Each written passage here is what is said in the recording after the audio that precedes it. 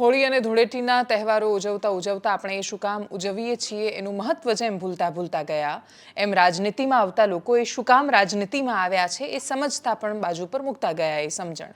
અને એટલા જ માટે આજે એવો દિવસ છે કે જ્યાં ભારતીય જનતા પાર્ટીના 26 ઉમેદવારો કોણ હશે એની સ્પષ્ટતા છે. બધાનું નામ જાહેર થઈ ગયું છે. ગુજરાત કોંગ્રેસે પણ મોટા ભાગની જગ્યાએ પોતાના ઉમેદવારો કાં તો મેદાને ઉતારી દીધા છે, કાં તો એમને ફોન કરીને કહી દીધું છે.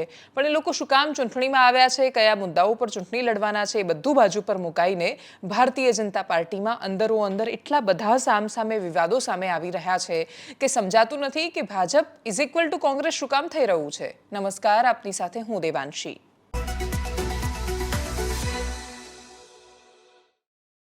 એક પત્રકાર જ્યારે ભારતીય જનતા પાર્ટીનું પોલિટિક્સ સમજાવી રહ્યા હતા ત્યારે એમણે એક ગુજરાતી કહેવત કહી હતી અને એ કહેવત હતી કે જેને કોઈ ન પહોંચે એને પોતાનું પેટ પહોંચે. ભારતીય જનતા પાર્ટીને કોઈ જ પહોંચી વળવા માટે સક્ષમ નથી, પરંતુ ભારતીય જનતા પાર્ટીએ કોની સામે લડવાનું છે તો સૌથી પહેલું યુદ્ધ એમણે પોતાના જ નેતાઓ સામે કરવાનું આવે છે.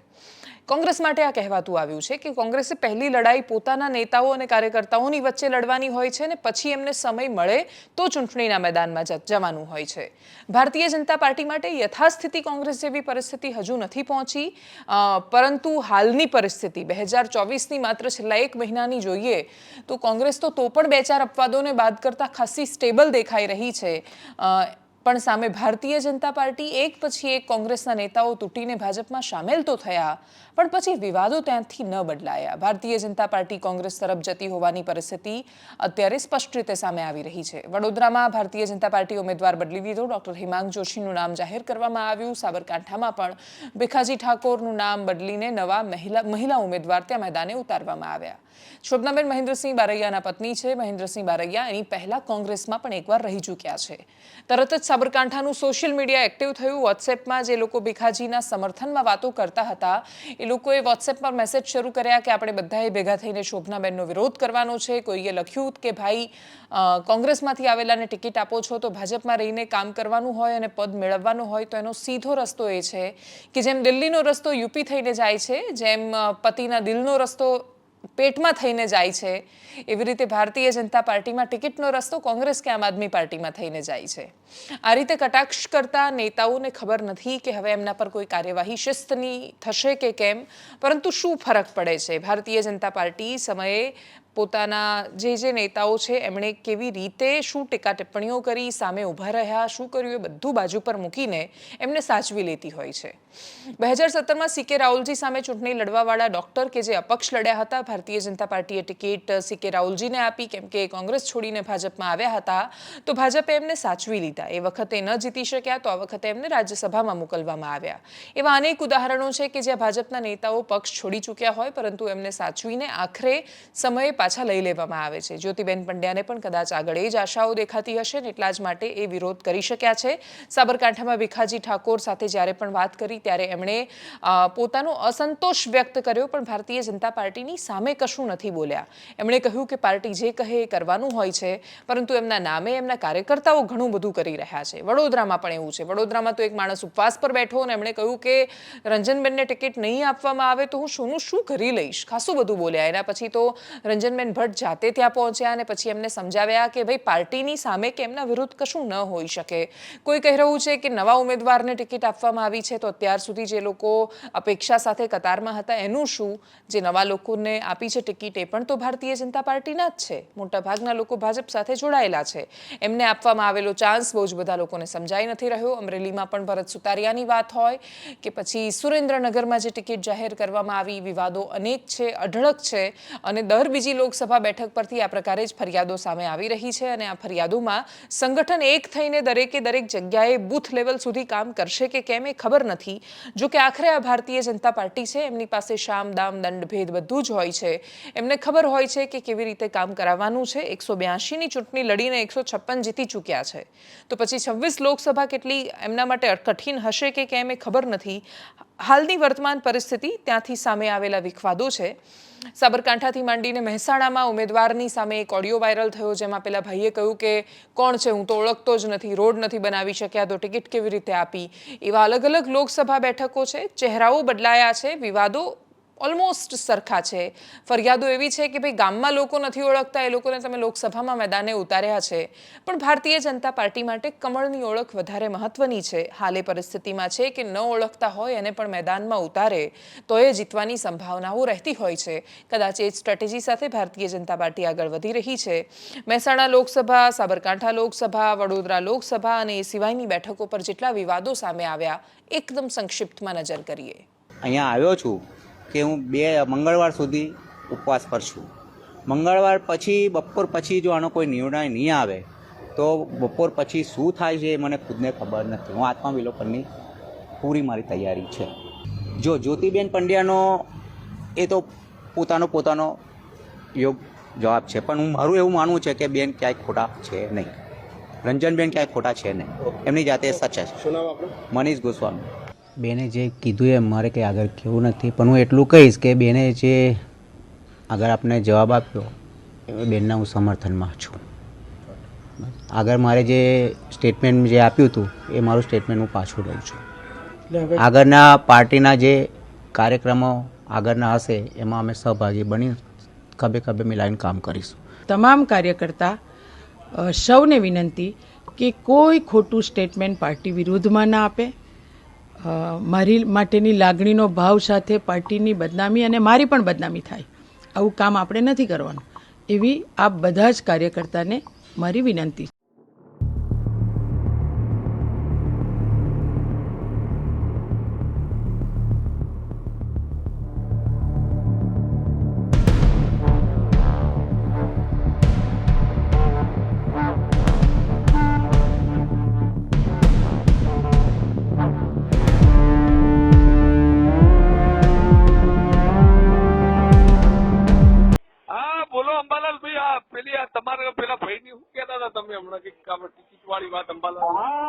છેલ્લા 15 વર્ષથી રોડ બન્યો સુણુક થી મકતુપુર, એનું વળતર નહીં અપાય કે હરિભાઈ પટેલ, બરાબર? બરાબર. તો જિલ્લા વિધાનસભામાં આવીને બીજા લોકોનો તો શું ઉદ્ધાર કરવાના. પટેલ બોલો તમે? હા, પટેલ બોલું હું. હા, અંબાલાલ પટેલ. અચ્છા. હા યાર, હવે આ લોકો ભાજપ પણ ગૌચર ભાજપના 2 પગવાળા આખલા મહેસાણા તાલુકામાં છે, ગૌચર નહીં મૂક્યું. એ તો બધું છોડો, પણ વાત સમજો કે ભાઈ મારા જોડે પાટીદાર એવા કમસે કમ 500 પાટીદારો છે. એ લોકોએ આમની એલર્જી કરી છે કે આ ભાઈ ક્યાંથી આવ્યા. સુરેન્દ્રનગરમાંથી તો કશુંક નવું જ સામે આવ્યું. જેવા ઉમેદવાર જાહેર થયા એમના સ્વાગત, સત્કાર, તૈયારીઓ અને ભાષણોની માટે બધી તૈયારીઓ કરવાની શરૂ કરી. કાર્યકર્તાએ એક ગામમાં ફોન કર્યો તો પેલા મંડપવાળા ભાઈએ કહી દીધું કે જૂની 80 ખુરશીઓ લઈ ગયા હતા, એના પૈસા નથી આપ્યા, પહેલા પૈસા આપો પછી બધી વાત કરજો. તમે સમજો કે મંડપ આપવાની ના પાડી દે એક માણસ ઘસીને કે હું નહીં કરું મંડપ, જો પહેલા તમે આ નહીં કરો તો. છેલ્લે તો પેલા ઓડિયોમાં પેલા ભાઈ એવું પણ કહી રહ્યા છે કે તમારે જ બુકે આપીને સ્વાગત કરવાનું છે.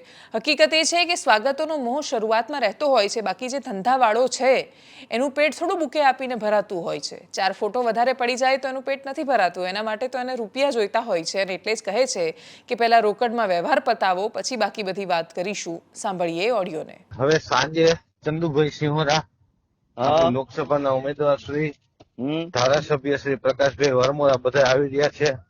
તો આપણે ઠાકોર સમાજ મોટી સંખ્યામાં આવે એવું તમારે બધાને કહેવાનું છે. અને ગઢમાં એક પાથરણું મોટું અને 50 ખુરશી એટલું અમને કરી દેવાનું.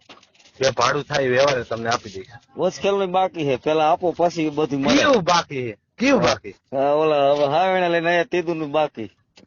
હાવેણા લઈને તો તેદી શું હતું? હવે તેદી ખાલી ખુરશી ખુરશી કાકા અહીંયા નથી, ખાલી ખુરશી અહીંયાથી લઈ લીધી. એ કઈ નથી કરવાનું થતું નાખું મારે.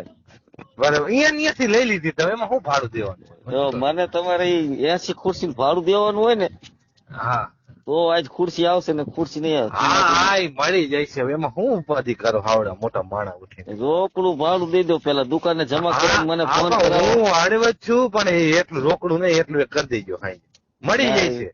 કઈ ઉપાધિ નથી, મળી જતું રહે. બાકી કઈ હજી બાકી છે, ઓલું બિલ બાકી. તો એકાદું બાકી હોય. હવે આવડું મોટું હાલતું હોય તો એમ નો હાલે, અમે થાકી રહી પછી. રાજકોટ બેઠક પર અલગ જ રમખાણ ચાલી રહ્યું છે. પરસોત્તમ રૂપાલા કેન્દ્રીય મંત્રી છે, ખૂબ દિગ્ગજ નેતા છે ભારતીય જનતા પાર્ટીના. અમરેલીના ખૂબ મોટા નેતા ગણાય છે. અમરેલી તો એ નથી લડી શક્યા, પરંતુ રાજકોટ લડવા માટે ભારતીય જનતા પાર્ટીએ એમને મેદાનમાં ઉતાર્યા છે. વાલ્મીકી સમાજના એક કાર્યક્રમમાં હતા અને એ સમાજને રીઝવવા માટે અથવા શરત ચૂકથી બંનેમાંથી જે પણ કારણ હોય, પણ પરસોત્તમ રૂપાલા એવું બોલ્યા કે જે વિવાદાસ્પદ હતું, ક્ષત્રિય સમાજની શાનને ઠેસ પહોંચાડે એવું હતું અને એટલા જ માટે ક્ષત્રિય સમાજના લોકો મેદાનમાં આવ્યા. એમનું મેદાનમાં આવવું પણ સ્વાભાવિક છે. એના પછી પરસોત્તમ રૂપાલાએ માફી માંગી તો લોકોએ કહ્યું કે આ તો બહુ ટેવ પડી ગઈ છે બધાને કે બેફામ વાણી વિલાસ કરી નાખો અને પછી માફી માંગી લો, વાત પૂરી થઈ જાય. ચૂંટણી આવે છે અને એટલા જ માટે કદાચ સમાજ એ સહન કરવા પણ તૈયાર નથી, કેમ કે ક્ષત્રિય સમાજની ટિકિટો પણ દૂર દૂર સુધી નથી દેખાઈ રહી. એક સમય હતો કે રાજનીતિ અને ક્ષાત્રત્વ એ બંને એકબીજાનો પર્યાય રહેતા હતા. એ ક્ષાત્ર ધર્મ, એ ક્ષાત્રત્વની ભાવના અને એ લડાઈવાળી આખી વાત ખાસા અંશે વિસરાઈ ગઈ. બધા જ સમાજો રાજનીતિના મેદાનમાં આવ્યા, પરંતુ છતાંય રાજનીતિના ખાસા બધા લક્ષણ ક્ષત્રિયમાં ઘણા બધા હોય છે. પરંતુ એ ક્ષત્રિયોની પાસે લીડરશિપ નથી રહી અને એ લીડરશિપ ન રહેવા પાછળના ઘણા બધા કારણો હોઈ શકે છે. અમે અલગ અલગ સમાજોની રાજનીતિ સમજીએ છીએ તો ક્યારેક વિસ્તારથી ક્ષત્રિય સમાજની રાજનીતિ પણ સમજીશું. પરંતુ હાલ તો સુરેન્દ્રનગરમાં એમણે મિટિંગ કરી અને પછી એમણે કહ્યું કે પરસોત્તમ રૂપાલા આ રીતે એક સમાજને રીઝવવા માટે બીજા સમાજ વિશે વાત કરે તો કેમ નહીં ચલાવી લેવાય. એ સિવાય ત્યાંથી શું સામે આવ્યું, ક્ષત્રિય સમાજના આગેવાનો શું કહી રહ્યા છે, કોંગ્રેસ અધ્યક્ષ શક્તિસિંહ ગોહિલ શું પ્રહાર કરી રહ્યા છે અને પરસોત્તમ રૂપાલાએ માફી માંગતી વખતે શું કહ્યું, સાંભળીએ. આપણા સૌની ફરજ થઈ પડે છે કે આ દેશ માટે થઈને, આ લોકો માટે થઈને આ સમાજે શું કર્યું એ દરેક લોકો વાકેફ છે. ત્યારે જે આ નિમ્ન કક્ષાનું જે અમને ભાષણ કર્યું છે એ સખત શબ્દોમાં આપણે વખોડીએ છીએ અને આનો વિરોધ કરીએ છીએ. ગાંધીજીના માર્ગે જે પણ વિરોધ થતો હોય એ વિરોધ દરેક ક્ષેત્રે કરવો જોઈએ કે ભાઈ આ દેશ માટે, લોકો માટે આ સમાજે શું કર્યું છે. ત્યારે એ આવા શબ્દો વાપરવામાં આવે કે રજવાડાઓ પણ નિયમાતા, અંગ્રેજો સામે ક્યારેય પણ નિયમા નથી અને બેટી રોટીનો વ્યવહાર આ સમાજે કર્યો છે. આ ખરેખર વ્યાજબી નથી. આપણે એમનો વ્યક્તિગત વિરોધ કરીએ છીએ અને જે કંઈ આના માટેથી નાગર ઉપર આજે એટલી સંખ્યા છે, આથી 10 ગણી સંખ્યા થવી જોઈતી હતી. રાજકીય વ્યક્તિઓએ ભાષા પર સંયમ રાખવો જોઈએ. બોલવામાં મને લાગે છે કે કોઈ પણ વ્યક્તિ હોય એમણે કોઈ પણ સમાજ વિશે ખરાબ ભાષાનો પ્રયોગ નહીં કરવો જોઈએ ને એ પણ ઇતિહાસ જોઈ લે તો એવી વાસ્તવિકતા નહોતી. મેં એમની ક્લિપ એ જોઈ અને ક્યારેય અંગ્રેજોના શાસન દરમિયાન રોટી બોટીનો વ્યવહાર કોઈ ક્ષત્રિયોએ ક્યાંય કરી લીધો હોય, આ પ્રકારની અભદ્ર ટિપ્પણી કરવી અને પછી પાછી માફી માંગવી, મને લાગે છે કે આ જાહેર જીવનમાં સ્વીકાર્ય નથી. અને બોલતા પહેલા અમારે સૌએ 10 વખત વિચાર કરવો જોઈએ. મારો એ સ્વભાવ નથી કે હું એક કક્ષાથી નીચે ઉતરીને કોઈના પણ માટે, ભલે એ વિચારધારાથી વિરુદ્ધ હોય તો પણ બોલું. પરંતુ એટલું તો હું ચોક્કસ કહીશ કે જે શબ્દો બોલાયા છે એ શબ્દો કોઈ પણ ન સ્વીકારી શકે અને કોઈને પણ આઘાત લાગે એ પ્રકારના શબ્દો હતા. રાજકોટ સભાની અંદર કેન્દ્રીય મંત્રી શ્રી પુરુષોત્તમ રૂપાલાજીએ ક્ષત્રિય સમાજને ના શોભે એવા શબ્દોનો ઉપયોગ કર્યો છે. તે સખત શબ્દોમાં વખોડી કાઢું છું અને સમગ્ર ગુજરાતના ક્ષત્રિય સમાજને વિનંતી કરું છું, ઠાકોર, દરબાર, પાલવી, જાગીરદાર, રાજપૂત, નાળુંદા, ગરાસિયા, તમામ ક્ષત્રિયોની વ્યાખ્યામાં આવતા હોય ક્ષત્રિય સમાજ આખો એક થઈ અને હવે આપણા વિરોધમાં અપશબ્દો બોલનાર, આપણી સમાજને બદનામ કરનાર અને વારંવાર આપણી સમાજને ટાર્ગેટ કરનાર તત્વોને જડબાતોડ જવાબ આપવાનો હવે સમય આવી ગયો છે. વારંવાર ક્ષત્રિય સમાજનો વિરોધ કરવો, ક્ષત્રિય સમાજના વિરોધમાં નિમ્ન કક્ષાની ભાષા વાપરવી, ખામ થિયરી યાદ કરી અને માધવસિંહ દાદાની ગાળો બોલવી, એ આ ભારતીય જનતા પાર્ટીના વાણી વિલાસ હવે સહન થશે નહીં. ગુજરાતની અંદર અમારો ઇતિહાસ જોવો હોય તો બેન દીકરી ગાય ગંગાના રક્ષણ માટે પાથીજી મહારાજનું મંદિર જોઈ લો ફાગવેલમાં, ચાચરડ દાદાનું મંદિર જોઈ લો પાટણ જિલ્લાની અંદર, સંગ્રામસિંહ દાદાનું મંદિર જોઈ લો મહેસાણાની અંદર, અને ગામે ગામ પાદરમાં પાળિયા ઉભા છે ક્ષત્રિય સમાજની વીરતાના. એટલે અમારા વિરોધમાં વાણી વિલાસ ના કરો. તમારે કોંગ્રેસની જેટલી ગાળીઓ બોલવી એટલી બોલો, વિરોધ પક્ષની જેટલી ગાળીઓ બોલવી એટલી બોલો, પણ મહેરબાની કરીને અમારા ક્ષત્રિય સમાજને ટાર્ગેટ ના કરો તેવી વિનંતી કરું છું. અને ગામડામાં કહેવત છે કે છોકરો ગુનો કરો તેનો બાપ માફી માગે. એટલે રૂપાલાજીએ ભલે માફી માગી, પણ ગુજરાતની ભારતીય જનતા પાર્ટીની સમગ્ર ટીમને ગુજરાતમાં ક્ષત્રિય સમાજની માફી માગવી જોઈએ. અને લોકો માફી ના માગે તો આવતા સમયની અંદર ગામડામાં મત માગવા આવે ક્ષત્રિયોના ગામમાં, તે ટાઈમે તમામ ક્ષત્રિયોને હું વિનંતી કરું છું કે આ ભારતીય જનતા પાર્ટીના આગેવાનોને જડબાતોડ જવાબ આપજો. અને અમારી સહન શક્તિની હવે હદ આવી ગઈ છે. અમને વધારે પડતા તો હેરાન અમને સતાવવામાં આવશે, અમારી બેન દીકરી વિરોધમાં ટિપ્પણ કરવામાં આવશે, તો ગુજરાતમાં અમને પણ હોળી રમતા આવડે છે રંગોની. અમે સુરવીર છીએ, અમે વીરતાવાળા છીએ, ક્ષત્રિયો છીએ. હજી અમારી જૂની પરંપરા અમે ભૂલ્યા નથી. વર્તમાન સમયમાં કલમ અપનાવી છે, પણ જ્યારે અમારી સમાજ ઉપર અપશબ્દોનો મારો થશે ત્યારે તલવાર ઉઠાવતો પણ અમને શરમ નહીં આવે. તેવી સૂચના આપું છું અને સમગ્ર ક્ષત્રિય સમાજને એક થવા માટે વિનંતી કરું છું. સૌને જય જય ગરવી ગુજરાત, જય ભાવ. ક્ષત્રિય સમાજ અને રાજવી પરિવાર અંગેના મારા ઉલ્લેખને કારણે તેઓએ પોતાની નારાજગી અને રોષ વ્યક્ત કરેલો. મેં જે વાત કરતો હતો એમાં મારો આશય માત્ર વિધર્મીઓ દ્વારા આપણી સંસ્કૃતિ ઉપર અને આપણા દેશ ઉપર થયેલા જુલ્મોનું નિરૂપણ કરવાનો હતો. સહેજ પણ રાજવી પરિવાર કે ક્ષત્રિયોને નીચા દેખાડવાનો મારો કોઈ આશય કે ઈરાદો ત્યારેય નહોતો, અત્યારેય ન હોય અને ભવિષ્યમાં પણ ના હોઈ શકે. તેમ છતાં આ મારા વિડીયો થકી કે મારા આ પ્રવચનના ઉલ્લેખ થકી કોઈ પણની લાગણી દુભાઈ હોય તો હું દિલગીરી વ્યક્ત કરું છું, દિલથી માફી માંગુ છું.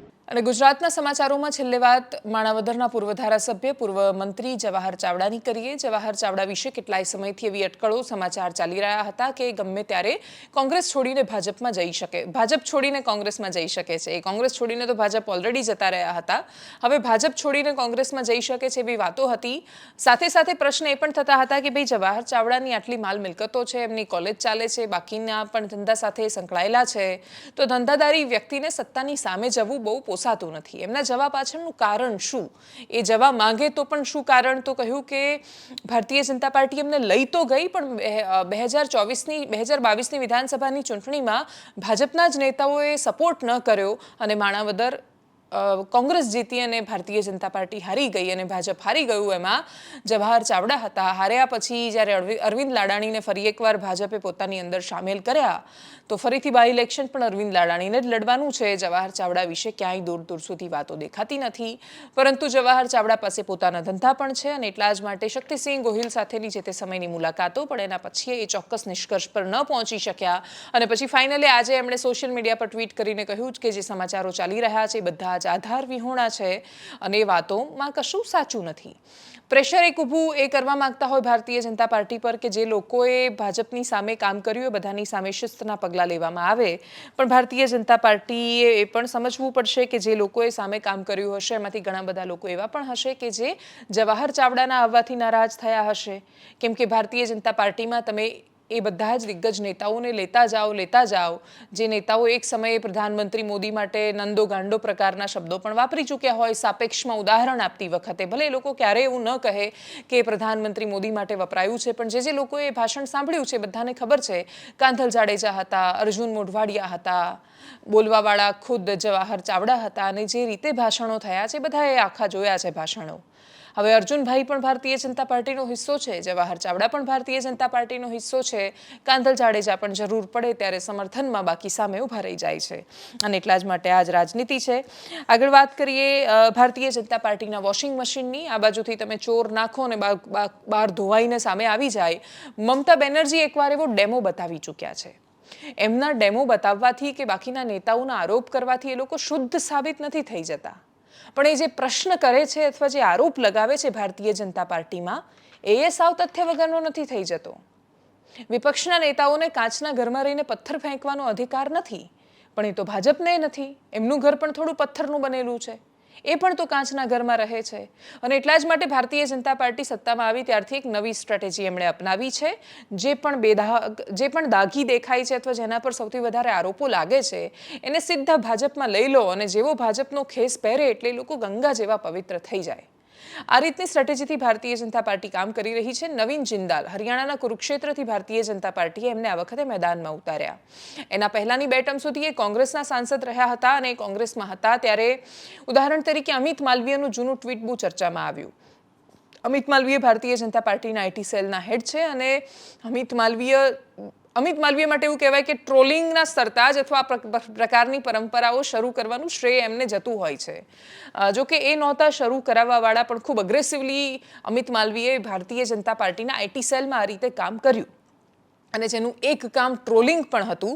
નવીન જિંદાલ માટે લખવામાં આવ્યું કે રાહુલ ગાંધી પછી જો કોઈ સૌથી ખરાબ એમપી હોય, સાંસદ હોય તો એ નવીન જિંદાલ છે. એ જ નવીન જિંદાલ 2 કલાક પહેલા કોંગ્રેસમાંથી રાજીનામું આપે છે. 2 કલાકની અંદર એમને ભાજપની ટિકિટ મળી જાય છે અને કુરુક્ષેત્રથી હવે ભારતીય જનતા પાર્ટીમાંથી ચૂંટણી લડવાના છે. આ છે જિંદાલ ગ્રુપના નવીન જિંદાલની કહાની ભારતીય જનતા પાર્ટીમાં. એવું જ એક ઉદાહરણ કર્ણાટકમાં જનાર્દન રેડ્ડીનું છે. એમના પર તો કરોડોના કૌભાંડના, કરપ્શનના આરોપ લાગ્યા. ભારતીય જનતા પાર્ટીમાં ગયા તો પવિત્ર થઈ ગયા. એ સિવાય તમે કેટલા ઉદાહરણ લેશો. તમે મહારાષ્ટ્રની રાજનીતિ જુઓ કે પશ્ચિમ બંગાળમાં શુવેન્દુ અધિકારીની તમે વાત કરશો, અજીત પવારની વાત કરો, મહારાષ્ટ્રમાં અશોક ચૌહાણની વાત કરો, અને એ સિવાય અનેક લોકો ઉદાહરણ સ્વરૂપે આપણી સામે છે કે જે લોકો પર આરોપ લાગે છે કરપ્શનના, એ લોકો ભારતીય જનતા પાર્ટીમાં જોડાઈ જાય તો એ લોકો શુદ્ધ થઈ જાય છે. પણ જો એ ભાજપમાં નથી જોડાતા તો તરત જ ઈડીનો આત્મા જાગે છે. ઈડી એમના ઘરે પહોંચે છે, દરવાજા ખટખટ કરીને ખખડાવે છે, એમને ઉપાડીને જેલમાં નાખે છે. ઈડી જેમને જેલમાં નાખે છે એ લોકોની અંદર ચોર નથી હોતો એવું અમે નથી કહેતા, પણ ચોર ખાલી વિપક્ષના નેતાઓ પાસે નથી હોતો. ઈડીએ એક અલગ પ્રકારની પટ્ટી પહેરી છે, અલગ ચશ્મા પહેર્યા છે કે જ્યાં એ જો કેસરી ભારતીય જનતા પાર્ટીનો ખેસ પહેરેલા વ્યક્તિને જુએ છે તો એને એવું દેખાય છે કે નહીં, આ તો સાક્ષાત અવતાર છે, આ તો દેવ છે, ઈશ્વરીય અવતાર છે ને એમની પાસે જવાય જ નહીં. અને જવાય તો માથું નીચું કરીને આશીર્વાદ લેવા માટે જવાય. પણ એ જ ઈડી જો એ ખેસ વગરના કોઈ પણ માણસને જુએ છે તો એ બધામાં એને ચોર દેખાય છે, કાર્યવાહી કરે છે અને જેલમાં પૂરે છે. ઈડી બાકી જે 30-40%, 50% કાર્યવાહીઓ વિપક્ષના નેતા પર કરી રહી છે એ બહુ જ જરૂરી છે, પણ એટલી જ પ્રામાણિકતા સત્તા પક્ષના નેતાઓ માટે આવે એ પણ જરૂરી છે. કેમ કે તમે પક્ષપાતી કાર્યવાહી કરશો તો આગળ જતા જેટલા લોકો આ રીતે ચોરી કરે છે, કરપ્શન કરે છે, બધા લોકો ભાજપમાં સામેલ થતા જશે. ભારતીય જનતા પાર્ટીમાં એ સમૂહ વધતો ને વધતો જશે અને પછી આગળ જતા યાદવા સ્થળી થશે. પણ ત્યારે સામાન્ય માણસના મૂકેલા ભરોસાનું શું? અરવિંદ કેજરીવાલ જેલમાં જાય છે અને છેલ્લી પોતાની નૈતિક ફરજ પણ એ ચૂકે છે રાજીનામું આપવાની, ત્યારે સામાન્ય માણસનો ભરોસો તૂટે છે. તો એ ભરોસો ત્યારે તૂટે છે જ્યારે એ પ્રકારના બધા જ લોકો ભાજપમાં જતા રહે અને તમે એ વખતે એ લોકોને 100% 24 કેરેટ શુદ્ધતાનું સર્ટિફિકેટ આપી દો. અને એટલા જ માટે સૌથી મોટી વિશ્વસનીયતાનો ખતરો enforcement directorate, income tax department, CBI જેવી સંસ્થાઓ પર આવીને ઊભો છે. અને એટલે જ આવા સમયમાંથી, કેમ કે આ સંસ્થાઓ જ તો છે કે જ્યાં લોકશાહીનો પાયો અને મૂલ્ય જળવાયેલા હોય છે. આવી સંસ્થાઓ જ છે કે જે લોકો પર નિષ્પક્ષતાથી કાર્યવાહી કરશે એવી અપેક્ષા રહેતી હોય છે.